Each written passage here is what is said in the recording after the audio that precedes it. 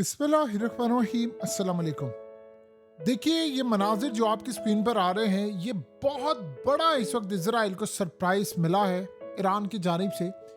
Iran ने cluster missile इस वक्त हंगामी बेसिस पर मारे हैं जो कि सीधा इसराइल में जाकर लग रहे हैं, और वहां पर तबाही तो बहुत छोटा लफ्ज है। इतना बड़ा ये सरप्राइज हमला था, इतना बड़ा सरप्राइज, अजीबो गरीब मिस्टीरियस हमला है कि जिसने इजराइल की धज्जियां उड़ाकर रख दी हैं। और सबसे परेशान कुन सूरत हाल ये है कि इसराइल का जो सायरन सिस्टम है, जो अलर्ट सिस्टम है, जो उनको सायरन देता है, मोबाइल पर अलर्ट देता है, वो प्रॉपरली काम ही नहीं कर पा रहा। और ये एक मिसाइल आता है, इसमें से आगे जाकर फटते हैं और कई मिसाइल निकलते हैं और वो जाकर अटैक करते हैं आगे। और ये असल में इनसे रुकते नहीं है। ये बड़ी अजीबो गरीब सूरत हाल होती है कि जहां पर जाकर आप मल्टीपल टारगेट करते हैं। और इस वक्त तो हालत ये है कि इसराइल में खंडर बना हुआ है, जहां जहां ये जगते हैं जाकर।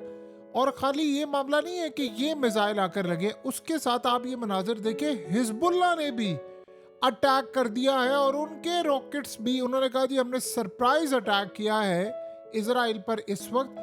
और जाकर ये मिसाइल रॉकेट्स दोनों ईरान ने भी और हिजबुल्लाह, ये पहला मौका है कि जब हम देख रहे हैं कि हिजबुल्लाह और ईरान दोनों ने एक ही टाइम पर अटैक कर दिया है। और ये काफ़ी ज़्यादा परेशान कुन है। आपको पता है हिजबुल्लाह के जो रॉकेट्स हैं वो बहुत ज़्यादा पायदार नहीं है, लेकिन उसके छोटे छोटे रॉकेट्स वही हाल हुआ है। वो साफेद और ये क्रियास और ये वो आप समझ लें जो नॉर्थ एरिया है, वो एरिया इस वक्त उसी तरह हाल हो गया जहां पर पहले ड्रोन्स मारते थे। एग्जैक्टली अब रॉकेट्स मारे हैं, ड्रोन्स मारे। एक तो डिफेंस सिस्टम रोकता नहीं, अगर रोकता है तो इनके इंटरसेप्टर जो हैं वो खत्म होते जा रहे हैं। तो आधी रात को जो सरप्राइज दिया है इस वक्त ईरान ने, और ईरान के साथ हिजबुल्लाह दोनों ने इकट्ठा सरप्राइज दिया, उसने इसराइल की चीखें निकाल दी हैं। ईरान ने काम ये शुरू किया है कि सुबह वो गल्फ कंट्रीज को मारना शुरू करते हैं, दोपहर को वो और दोहा पे मारते हैं, फिर बहरीन को मारते हैं, फिर उसके बाद समंदरों में मारते हैं, और रात होती है तो वो इसराइल को मारते हैं, और दिन में भी इसराइल को मारते हैं। ये हमने अपनी आंखों से कभी जिंदगी में ऐसा मसला और ऐसा मामला देखा ही नहीं है। और देखिए, सबसे बड़ी सूरत हाल इस वक्त ये पैदा हुई है कि आप जरा ये मनाजिर देखिए। ये जो तस्वीर है, ये अमेरिका की मिलिट्री बेस जो इराक के अंदर है उसका हाल आप देखेंगे तो आप हैरान होकर रह जाएंगे कि इसका हशर नशर कर दिया गया है ईरान की जानिब से। ये असल में ड्रोन इमेजेस आपको बताती हैं कि जो कंपाउंड है यूएस मिलिट्री बेस के, यानी जो उनके वेयर हाउस और ये वो सारा कुछ कंप्लीटली उन्होंने तबाह कर दी हैं। और ये यानी ईरानी ड्रोन ने जाकर किस तरह तबाही की है इराक के अंदर, आप उसका तसव्वुर नहीं कर सकते कि कितनी तबाहकुन सूरत हाल है। अमेरिका इस वक्त आउट ऑफ कंट्रोल हो गया। और दूसरी देखिए सूरत हाल ये है, स्टेट ऑफ हॉर्मस बंद है। अब ये खास तौर पर Iraq, Kuwait, UAE, Qatar, Saudi Arabia, ये लोग सारे अपना तेल देते हैं। अब प्रोडक्शन पीछे हो रही है लेकिन तेल आगे जा नहीं पा रहा। तो आपको दो काम करने पड़ते हैं, या तो आपके पास स्टोरेज होती है, आप उसमें तेल सेव करते जाते हैं, लेकिन कितनी देर तक करेंगे। सऊदी अरब के पास तकरीबन 60 दिन का टाइम होता है और वो काफ़ी अरसे से तेल स्टोर कर रहा है। कतर के पास मैक्सिमम 20 दिन का है, यूएई के पास 15 से 20 दिन का है, कुवैत के पास 14 और इराक के पास 6 दिन। अब उसके बाद क्या होगा, प्रोडक्शन बंद करनी पड़ेगी। जैसे ही प्रोडक्शन बंद होगी तेल की कीमतें डबल ट्रिपल हो जाएंगी। आप ये सोचिए, जब तेल की कीमतें डबल ट्रिपल हो जाएंगी तो फिर इसका अल्टीमेटली क्या नुकसान होगा, पूरे का पूरा वर्ल्ड तबाह हो जाएगा।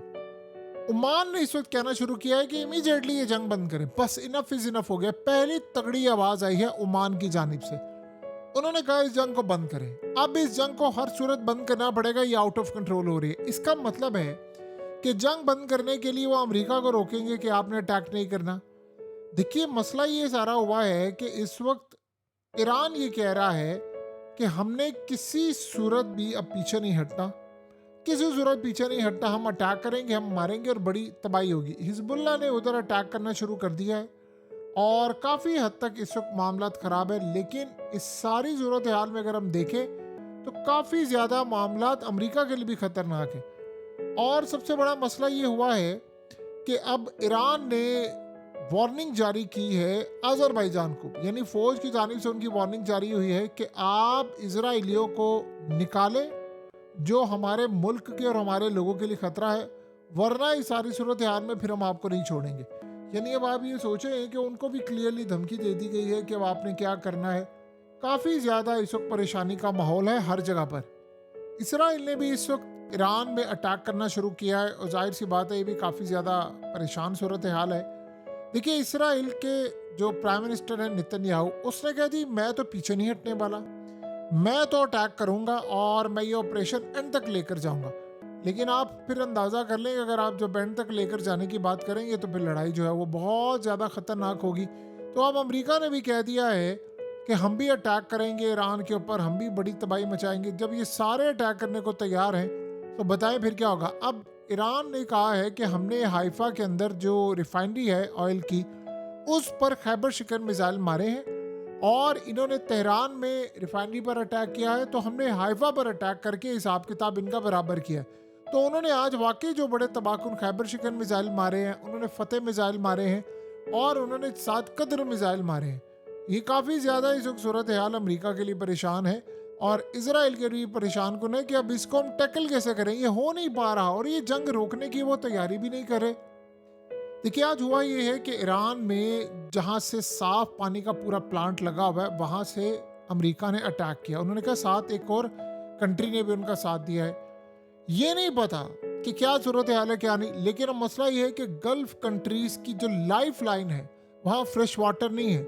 तो वहाँ पर अब ईरान ने आज वार्निंग जारी किया। अब जाहिर सी बात है, अगर अटैक हो, ईरान ने वहाँ पर अटैक करना शुरू कर दिया तो आप ये समझ लें कि फिर वहाँ पर ज़िंदगी गुजारना बहुत ज़्यादा मुश्किल होना शुरू हो जाएगा। बहुत ज़्यादा, इतना मुश्किल हो जाएगा ज़िंदगी गुजारना जिसका आप तसव्वुर भी नहीं कर सकते। क्योंकि देखिए, अगर पानी नहीं है तो आप पानी के बगैर ज़िंदगी क्या गुजारेंगे। कभी कभी ऐसा लगता है कि उम्मत मुस्लिमा के ऊपर एक बड़ी तबाहकुन सूरत हाल है, और वो शायद वो गज़ा की वजह से है कि गज़ा में हम सब ने, सारे 57 इस्लामिक मुल्कों ने बैठकर तबाही देखी है, तमाशा देखा है। अब शायद हम सारे प्राइस पे करें। आप अंदाज़ा करें, गज़ा वालों के पास तो कुछ नहीं था, सोचिए फिर इजराइल ने वहाँ पर क्या कुछ किया होगा। सो अब मसला सारा ये है कि इस वक्त अरब ममालिक और गल्फ कंट्रीज़ को एक काम करना है, उनको एक लाए अमल देना है इस जंग को बंद करने के लिए। और देखिए, आज ईरान ने ये बात कह दी है कि अगर ये ममालिक अमेरिका के अटैक रोक देते हैं, यहाँ से अटैक नहीं होता, तो हम इन पर अटैक करना बंद कर देंगे। तो यानी ये इनके लिए तो सबसे ज़्यादा इजी सूरत हाल हो जाएगी कि यहाँ पर अटैक नहीं होगा, लेकिन वो कह रहे हैं कि यहाँ से फिर अटैक हम पर ना हो। तो देखिए, इस सूरत हाल में किसको रोकना है? अमेरिका को रोकना है तो अमेरिका रुकेगा। वो तो अपने, यानी आप समझ रहे की सूरत हाल में अपने सगे बाप को भी ना रोके तो उसने क्या अटैक रोकना है। हत्ता कि इसराइल में तबाही हो रही है, रीजन में तबाही हो रही है, बर्बादी हो रही है, हर जगह हो रहा है। और ईरान वसाइल ख़त्म कर रहा है। जाहिर सी बात है, ईरान के अपने भी वसाइल ख़त्म हो रहे हैं। लेकिन आप बताइए कि हम सब इस वक्त कहाँ पर खड़े हैं? आगे जो जंग का मोड़ जा रहा है वो सबसे ज़्यादा खतरनाक है। तो इसको मैनेज कैसे करना है, क्या सूरत हाल होगी, किस तरह इसको मैनेज किया जाएगा, अभी तक ये बात किसी को भी नहीं पता कि आने वाले वक्त में हालात किस जानिब चले जाएं, तबाही की तरफ चले जाएं, मामलात कैसे चले जाएं। लेकिन एक बात तय है कि इस लड़ाई के अंदर जो नुकसान होने वाला है वो बड़ा भयानक है। और ऐसा लगता है कभी कभार के सारे ममालिक गजा की तस्वीर ना पेश कर दें। देखिए, सोल्यूशन एंड पर एक ही निकलेगा, और ये है कि अमेरिका से जान छुड़ानी पड़ेगी। अमेरिका से अगर आपने जान छुड़ा ली तो आप अपने खित्ते को बहाल कर सकते हैं, चीज़ों को बहाल कर सकते हैं, रेपुटेशन को भी बहाल कर सकते हैं, काफ़ी ज़्यादा मामला बेहतर हो सकते हैं। लेकिन ये तब होगा कि जब अमेरिका को रोका जाएगा। अभी तो अमेरिका रुकने का नाम नहीं ले रहा। अभी तो आप सोचो, ट्रम्प कह रहा है कि मैं अब जो अटैक करूंगा वो आज से पहले अटैक नहीं देखा होगा। तो जब आप ये सोचें कि ये जंगें, ये लड़ाई, ये तबाही, ये इस तरह के मामला, कोई मुल्क सलामत रहता हो आपको नज़र आ रहा? आपने कभी सोचा था कि कतर एलएनजी देना बंद कर देगा? ये खाली यहाँ पर मसला नहीं है, ये यूरोप भी इसमें तबाही का शिकार होने वाला है। गैस का मामला भी हर जगह पर है, तेल का मामला हर जगह पर है। कितनी देर दुनिया सर्वाइव कर पाएगी? कितनी देर आप सर्वाइव कर पाएंगे? आपको रोकना पड़ेगा अमेरिका को। जब तक आप अमेरिका को नहीं रोकेंगे, ये यहाँ तबाही होती रहेगी और हम नहीं ये रुक सकते। ये बात आप ज़हन में रखिएगा।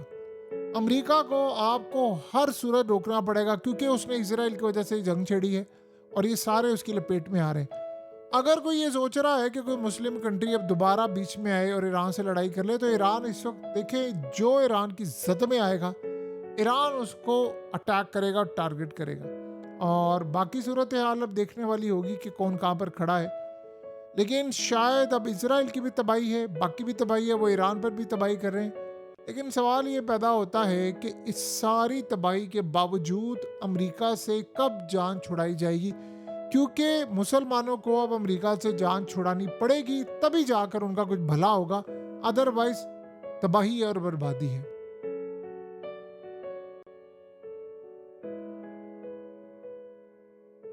हकीकत टीवी को सब्सक्राइब करना मत भूलें, वीडियो को लाइक करें, शेयर करें और कमेंट सेक्शन में अपनी राय का इजहार ज़रूर करें।